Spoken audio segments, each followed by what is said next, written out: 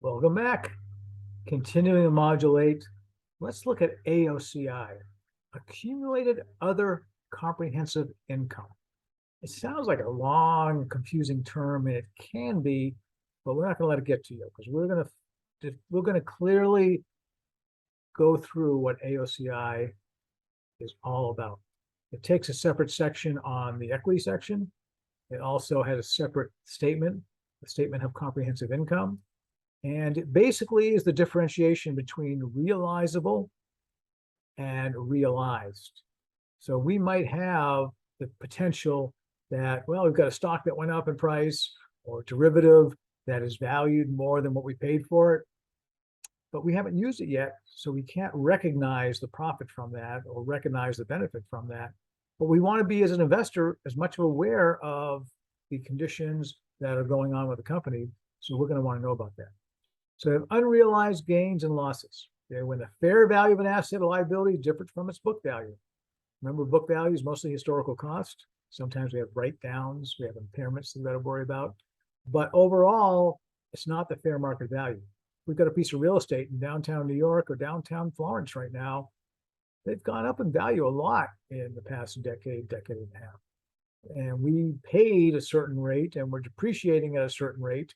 And by now, there may be zero on the books or close to zero, but the value, the market value isn't zero. And if we go to the bank for a loan, we're going to want to tell them we've got a $200,000 building, not a $5,000 building. It's worth $200,000, and we need about 50,000 renovations. And that's going to be something that the bank would rather see, a $200,000 building out there, although that would not be a GAAP valuation. So we're not typically reflected in net income nor in retained earnings, because the company has no transactions to realize a gain or loss yet. So accumulate other comprehensive income, stockholders' equity account that captures unrealized gains and losses.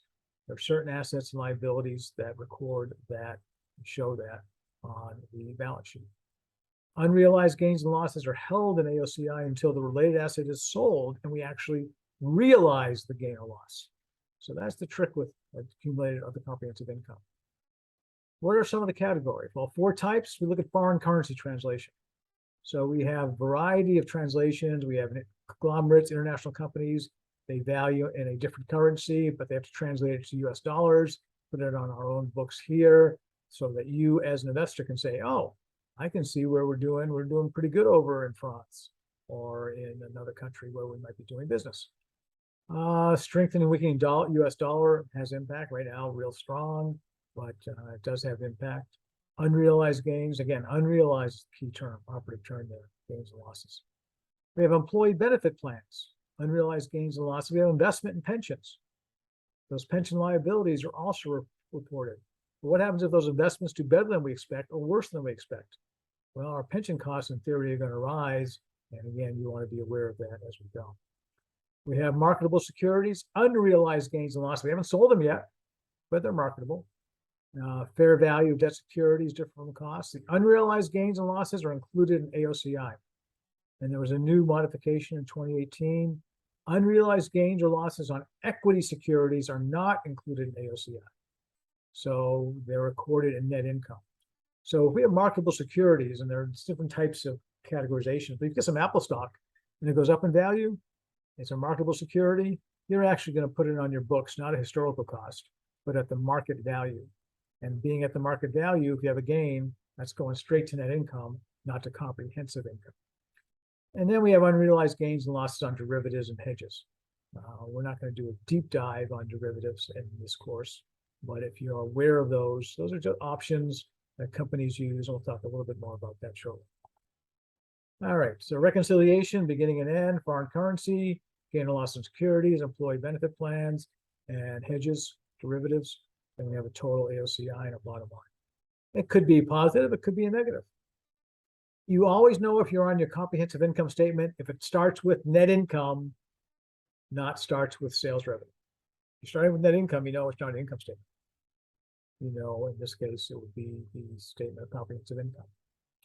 During the year, market value items inevitably change, so do unrealized gains and losses. And we do not flow to the income statement. They're not part of net income. Although it is permitted for GAAP to have a single statement, your income statement, followed by your earnings per share and your fully diluted earnings per share, basic and diluted. And then you have comprehensive income on the same page, or GAAP will allow you to have two statement of comprehensive income, a statement of an income statement or statement of operations, or statement of profit and loss. You can call it 3 or 4 different things, and you see them all being used. So here's our comprehensive income statement. Balance start of the year, OCI, balance at the end of the year.